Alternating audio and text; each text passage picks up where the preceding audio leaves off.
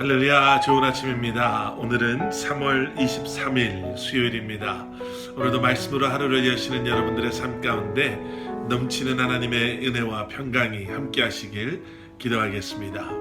오늘 우리에게 주시는 하나님의 말씀은 누가복음 23장 1절부터 12절까지의 말씀입니다.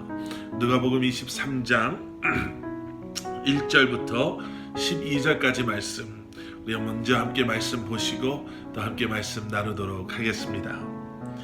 무리가 다 일어나 예수를 빌라도에게 끌고 가서 고발하여 이르되 우리가 이 사람을 보매 우리 백성을 미혹하고 가이사에게 세금 바치는 것을 금하며 자칭 왕 그리스도라 하더이다 하니, 빌라도가 예수께 물어 이르되 내가 유대인의 왕이냐? 대답하여 이르시되 내 말이 옳도다. 빌라도가 대제사장들과 무리에게 이르되 내가 보니 이 사람에게 죄가 없도다 하니, 무리가 더욱 강하게 말하되 그가 온 유대에서 가르치고 갈릴리에서부터 시작하여 여기까지 와서 백성을 소동하게 하나이다. 빌라도가 듣고 그가 갈릴리 사람이냐 물어 헤롯의 관할에 속한 줄을 알고 헤롯에게 보내니, 그때에 헤롯이 예루살렘에 있더라. 헤롯이 예수를 보고 매우 기뻐하니 이는 그의 소문을 들었으므로 보고자 한 지 오래였고 또한 무엇이나 이적 행하심을 볼까 바랐던 연고로라. 여러 말로 물으나 아무 말도 대답하지 아니하시니 대제사장들과 서기관들이 서서 힘써 고발하더라. 헤롯이 그 군인들과 함께 예수를 업신여기며 희롱하고 빛난 옷을 입혀 빌라도에게 도로 보내니, 헤롯과 빌라도가 전에는 원수였으나 당일에 서로 친구가 되니라. 아멘, 아멘. 오늘 본문의 앞부분의 말씀에서는요, 빌라도에게 신문을 받으시는 예수님에 대한 말씀을 우리는 보게 됩니다. 빌라도는 당시 로마 황제의 그러한 권한을 위임받아서 유대 지역을 통치하던 그러한 로마의 총독이었지요. 평소에는 가이사랴라고 하는 곳에 주로 머물러 있었지만 유대의 수도였던, 그리고 종교 행사가 열릴 때면 예루살렘 지역을 자주 방문했다라고 역사서는 기록하고 있습니다. 자, 우리가 어제 말씀에서 보셨지요. 이스라엘의 종교 지도자들이 예수님을 죽이려고 계획을 세웠습니다. 자신들에게는 그러한 사형이라는 예수님을 죽일 수 있는 권한이 있지 않았기 때문에 그들은 잔인하기로 소문나 있었던 빌라도를 이용하기로 계획을 세우지요. 빌라도에게 예수님을 고하면 사형을 내릴 수 있는 빌라도를 통해서 예수님을 죽일 수 있다라고 생각한 것입니다. 그래서 오늘 본문 1절 말씀에서 보시는 것처럼 예수님을 빌라도에게 끌고 가죠. 그리고 예수님께 두 가지의 죄를, 그 누명을 씌웁니다. 첫 번째는 이 사람이 우리 백성을 미혹했다라는 것입니다. 우리 백성을 미혹했다라는 것은 자신들이 믿는 하나님을 모독했다라는 신성 모독의 죄를 예수님께 뒤집어 씌웁니다. 그런데 그런 것에 전혀 관심이 없었던 빌라도에게는 그런 신성 모독 이런 것들이 별로 상관이 없었죠. 그래서 2절 뒷부분을 보시면 그들이 예수님을 이렇게 고발합니다. 가이사에게 세금 바치는 것을 금하며 자칭 왕 그리스도라 하더이다. 세금을 내지 말고 자신이 왕이다 라고 사람을 선동했다라는 거예요. 로마에 반항하는 정치적 무슨 반란자 이렇게 예수님을 고발합니다. 하지만 오늘 본문에서 보시는 것처럼 빌라도는 예수님과 대화하고 난 후에 대제사장들과 무리에게 말합니다. 내가 봤더니 이 사람에게는 죄가 없다라는 거죠.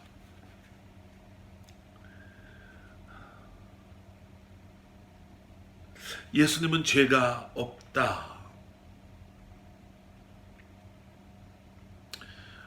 죄가 없으신 예수님, 우리는 다시 한번 오늘 본문의 말씀을 통해서 예수님의 십자가의 죽으심은 예수님의 죄로 말미암은 것이 아니라 죄 없으신 예수님, 세상에 그 잔인하다라고 말하는 빌라도 역시도 이 사람은 내가 어떠한 형벌을 내리기에 내가 어떠한 죄도 발견할 수 없다라고 말할 수밖에 없을 정도로 예수님은 죄가 없으신 분이셨습니다. 그런데 그런 예수님께서 저와 여러분을 대신해서 죄인들이 받아야 할 그러한 죄의 대가를 치르시게 되시죠. 자, 그런데 빌라도가 이런 대제사장들과 예수님과의 신문과 대화 가운데 예수님이 갈릴리 사람이라는 것을 알게 됐지요. 그리고 예수님을 갈릴리 지역을 관할하고 있는 헤롯에게 보냅니다.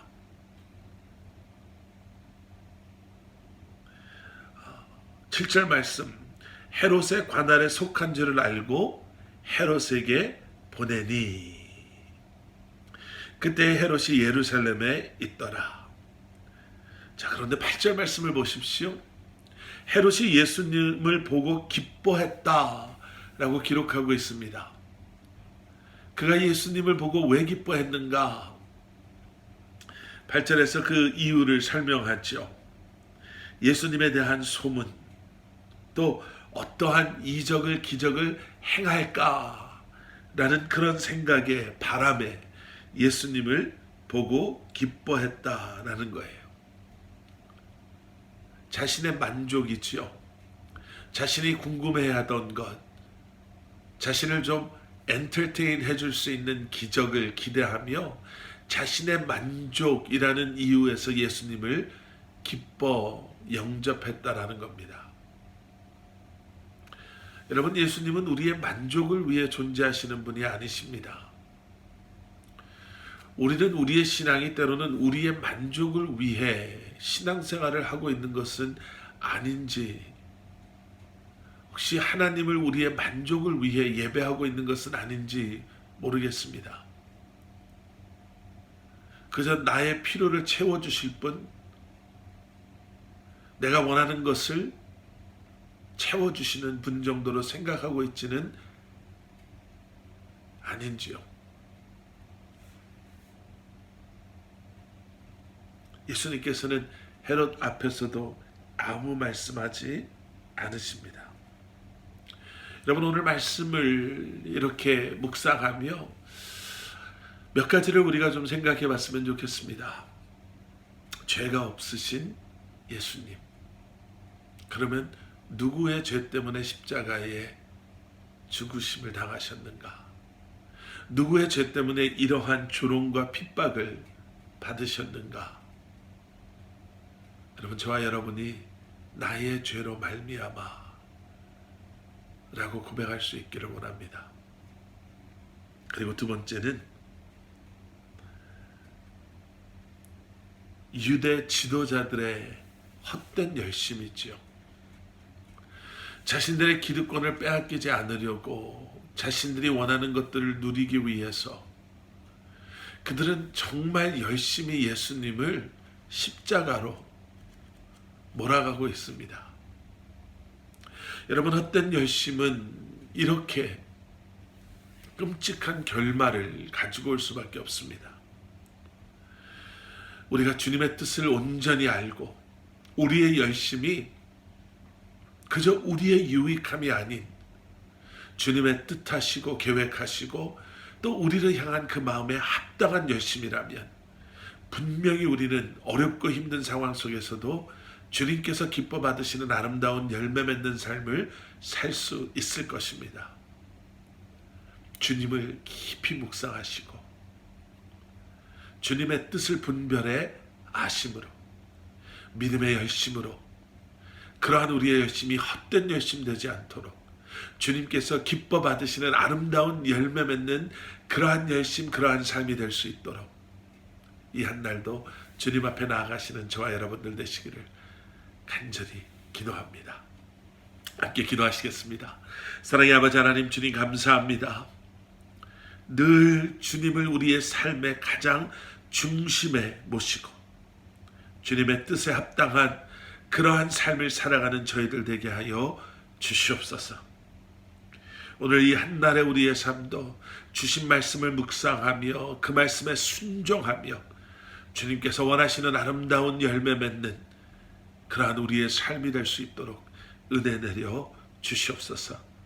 예수 그리스도 이름 받들어 간절히 기도드렸사옵나이다. 아멘.